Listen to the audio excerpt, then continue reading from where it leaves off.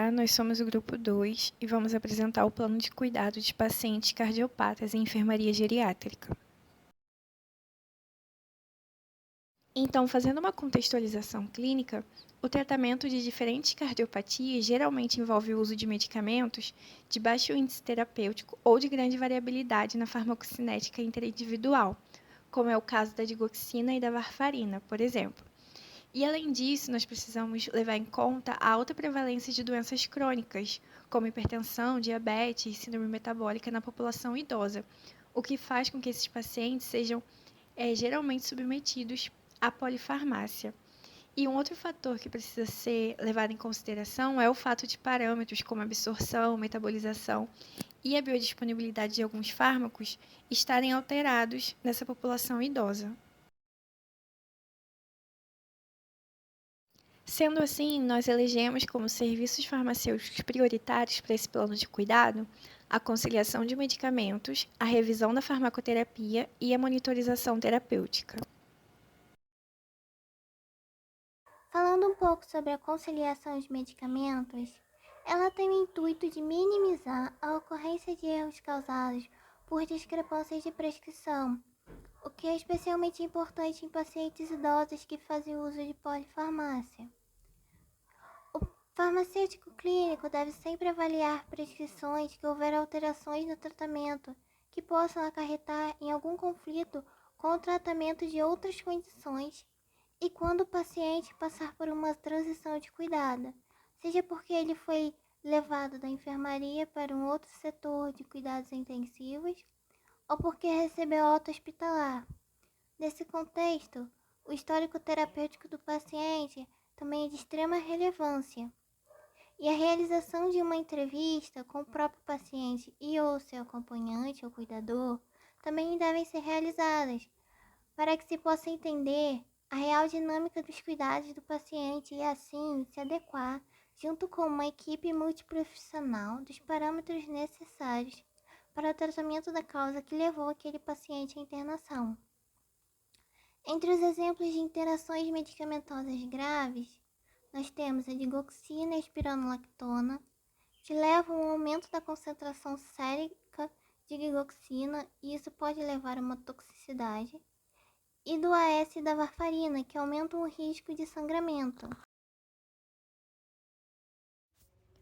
A revisão da farmacoterapia está relacionada à avaliação do paciente durante o tratamento e solução de problemas que podem vir a surgir, como a ocorrência de efeitos adversos ou dificuldade de adesão, visto que alguns pacientes idosos podem apresentar dificuldade para deglutir comprimidos, por exemplo.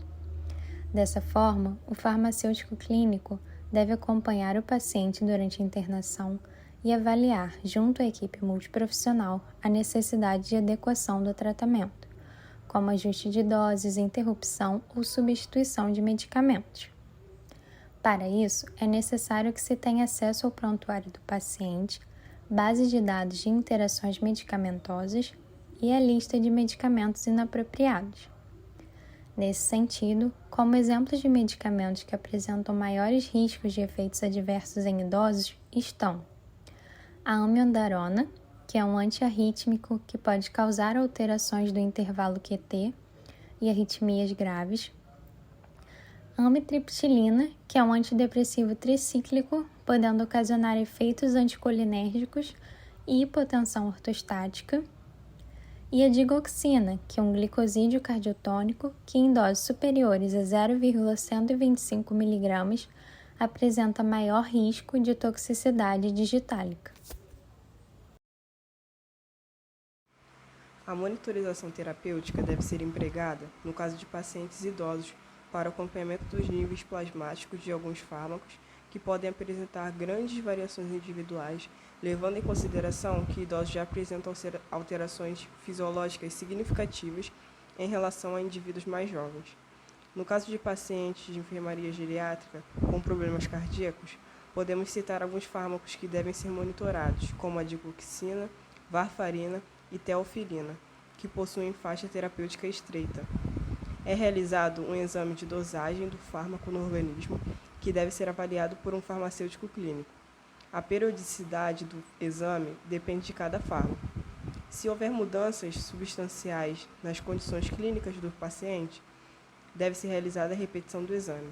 Além disso, é importante a coleta de informações e avaliação de outros aspectos, como características do paciente, peso, altura, sexo, idade e dados como função hepática, renal, proteínas plasmáticas. A partir dessa avaliação, pode ser evitada a ocorrência de efeitos tóxicos causados por esses fármacos, permitindo também a otimização do tratamento.